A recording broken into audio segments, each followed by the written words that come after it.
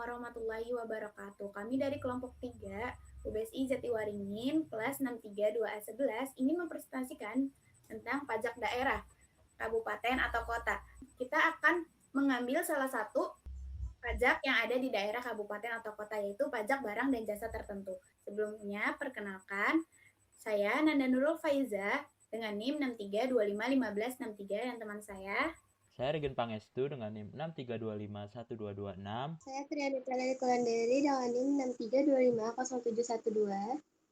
Saya Fatsya Gisni Altaf dengan NIM 63250987.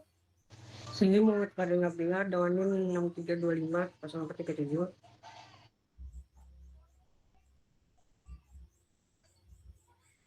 Pengertian pajak daerah kabupaten atau kota.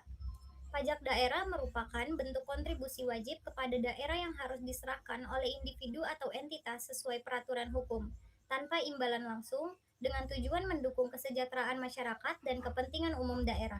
Penjelasan mengenai pajak daerah ini termuat di dalam Undang-Undang Pajak Daerah dan Retribusi Daerah Nomor 28 Tahun 2009. Kewajiban pajak atau kontribusi yang diberikan oleh penduduk dalam suatu wilayah kepada pemerintah setempat digunakan dalam rangka mendukung tugas pemerintah dan kepentingan bersama di daerah tersebut. Contohnya, termasuk mendukung proyek-proyek seperti pembangunan jalan, jembatan, menciptakan peluang kerja baru, dan sebagai inisiatif pembangunan serta administrasi pemerintah. Selain menjadi sumber pendanaan untuk pembangunan daerah, penerimaan pajak daerah juga merupakan salah satu aspek pendapatan yang digunakan pemerintah untuk melaksanakan program-program dalam anggaran pendapatan daerah atau APBD.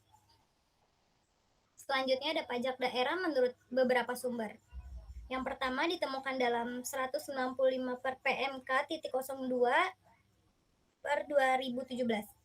Pajak daerah yang selanjutnya disebut pajak adalah kontribusi wajib kepada daerah yang terutang oleh orang pribadi atau badan yang bersifat memaksa berdasarkan undang-undang dengan tidak mendapatkan imbalan secara langsung dan digunakan untuk keperluan daerah bagi sebesar-besarnya kemakmuran rakyat. Yang kedua ditemukan dalam PP 10 tahun 2021. Pajak daerah yang selanjutnya disebut pajak adalah kontribusi wajib kepada daerah yang terutang oleh orang pribadi atau badan yang bersifat memaksa berdasarkan undang-undang dengan tidak mendapatkan imbalan secara langsung dan digunakan untuk keperluan daerah bagi sebesar-besarnya kemakmuran rakyat. Yang ketiga, ditemukan dalam PP 4 tahun 2023 dan UU 1 tahun 2022. Pajak daerah selanjutnya disebut pajak adalah kontribusi wajib kepada daerah yang terutang oleh orang pribadi atau badan yang bersifat memaksa berdasarkan undang-undang dengan tidak mendapatkan imbalan secara langsung dan digunakan untuk keperluan daerah bagi sebesar-besarnya kemakmuran rakyat. Baik, selanjutnya masuk ke intinya, yaitu pajak barang dan jasa tertentu. Pajak barang dan jasa tertentu atau PBJT adalah pajak yang dibayarkan oleh konsumen akhir atas konsumsi barang dan atau jasa tertentu. Barang dan jasa tertentu adalah barang dan jasa tertentu yang dijual dan atau diserahkan kepada konsumen akhir. PBJT dipungut oleh pemerintah kabupaten atau kota berdasarkan perhitungan sendiri oleh wajib pajak, sebagaimana diatur dalam pasal 4 ayat 2 huruf B dan pasal 5 ayat 2 UU HKPD. Pemungutan dilakukan di wilayah daerah tempat penjualan, penyerahan, dan atau konsumsi barang dan jasa tertentu. Tujuan pemungutan PBJT sebagai pendapatan pemerintah daerah yang berfungsi untuk pembiayaan daerah guna membangun dan mengembangkan masing-masing daerah yang bersangkutan.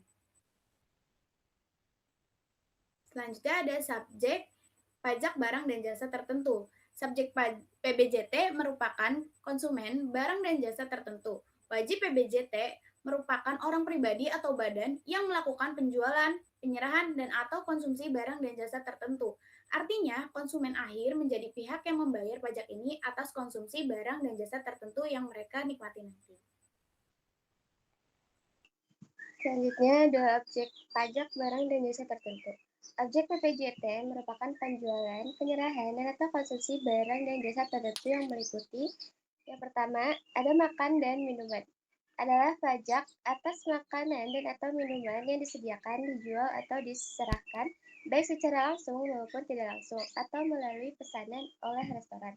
Yang kedua, itu ada tenaga listrik, yaitu pajak yang dibayarkan oleh konsumen akhir atas konsumsi tenaga listrik. Yang ketiga, ada jasa perhotelan, yaitu pajak atas jasa penyediaan akomodasi yang dapat dilengkapi dengan jasa pelayanan makan dan minum, kegiatan hiburan, dan atau fasilitas lainnya. Yang keempat, ada jasa parkir, yaitu pajak atau jasa penyediaan atau penyelenggaraan tempat parkir di luar badan jalan dan atau pelayanan memarkirkan kendaraan untuk ditempatkan di area parkir, baik yang disediakan berkaitan dengan toko usaha maupun yang disediakan sebagai suatu usaha, termasuk penyediaan tempat penitipan kendaraan bermotor. Dan itu yang terakhir itu ada jasa kesenian dan hiburan, yaitu jasa penyediaan atau penyelenggaraan semua jenis tontonan, pertunjukan, permainan, ketangkasan, rekreasi, dan atau keramaian untuk dinikmati. Tarif pajak barang dan jasa tertentu, tarif PBJT atas makanan dan atau minuman ditetapkan sebesar 10%. Tidak ada perbedaan dengan tarif sebelumnya. Tarif PBJT tenaga listrik dibagi 3 ditetapkan sebesar yang pertama 3% untuk konsumsi tenaga listrik dari sumber lain oleh industri pertambangan minyak bumi dan gas alam. Yang kedua itu 2,4% untuk konsumsi tenaga listrik dari sumber lain oleh selain industri pertambangan minyak bumi dan gas alam. Yang ketiga itu ada 1,5% untuk konsumsi tenaga listrik yang dihasilkan sendiri. Selanjutnya ada tarif PBJT atas jasa perhotelan ditetapkan sebesar 10%. Tarif PPJT atas jasa parkir saat ini ditetapkan sebesar 10%. Tarif BPJT jasa kesenian dan hiburan ditetapkan sebesar 10% khusus PBJT atas jasa hiburan pada diskotik, karaoke, klub malam, bar, dan mandi uap. Spa ditetapkan sebesar 40%. Selanjutnya ada studi kasus pajak barang dan jasa tertentu untuk hotel. JS Nuansa Hotel and Convention Center adalah sebuah hotel bintang 4 yang berlokasi di Kota Jakarta dan telah memiliki NPWPD serta terdaftar sebagai wajib pajak daerah. Pada masa pajak April 2026, hotel tersebut memperoleh pendapatan sebagai berikut. Yang pertama, pendapatan persewaan kamar sebesar 180 juta. Yang kedua, penjualan makanan dan minuman sebesar 55 juta. Yang ketiga, itu ada pendapatan fasilitas hotel berupa fitness center sebesar 4 juta, kolam renang 3.500.000 dan spa sebesar 6.500.000. Yang keempat, itu ada pendapatan pelayanan penunjang yang berupa laundry atau binatu sebesar 3 juta. Yang kedua ada internet sebesar 1.500.000 dan yang ketiga ada service charge 8.500.000. Diketahui tarif PBJT jasa perhotelan sebesar 10%, pajak yang telah dibayar sebelumnya sebesar 20 juta, dan tidak terdapat faktor pengurang pajak. Data identitas wajib pajak, nama wajib pajaknya itu PT Geset Sarana Perkasa, nama objek atau usahanya JS Nuansa Hotel and Convention Center, alamatnya berada di Jalan Haji R. Rasuna Said, nomor 22, Kaus Cekaret, Kuningan, Kecamatan Setiabudi, Jakarta Selatan. NPWPD 91.031.032.1.056.9.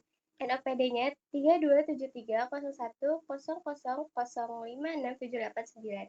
Nomor teleponnya 021 295 430 30. Emailnya info@jsnuansa.com.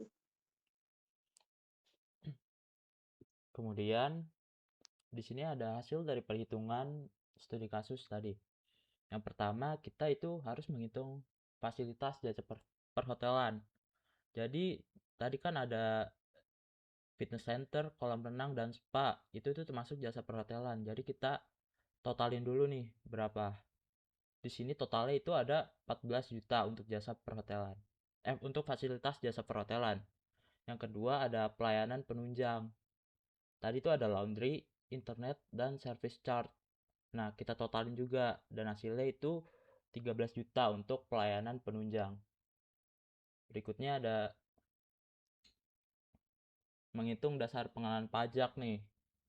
Nah, kan tadi ada persewaan kamar, ada penjualan makanan minuman, terus ada tadi kita udah ngitung total fasilitas jasa perhotelan sama total pelayanan penunjang. Kita totalin semua tuh, dan di sini hasilnya ada 262 juta.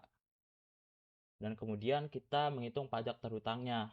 Dan yang kita ketahui kan untuk tarif PBJT untuk jasa perhotelan itu sebesar 10%. Jadi kita kali aja dari total DPP dikali tarif PBJT untuk jasa perhotelan, yaitu 262 juta dikali 10% dan hasilnya 26 juta 200. Dan tadi kan di soal juga kita telah membayar pajaknya sebesar 20 juta. Jadi kita kurang bayar sebesar 6,2 juta. Segitu saja penjelasan dari kelompok kami tentang pajak daerah kabupaten atau kota, yaitu tentang pajak barang dan jasa tertentu, dan penjelasan tentang cara menghitung pajak barang dan jasa tertentu dari jasa perhotelan. Wassalamualaikum warahmatullahi wabarakatuh.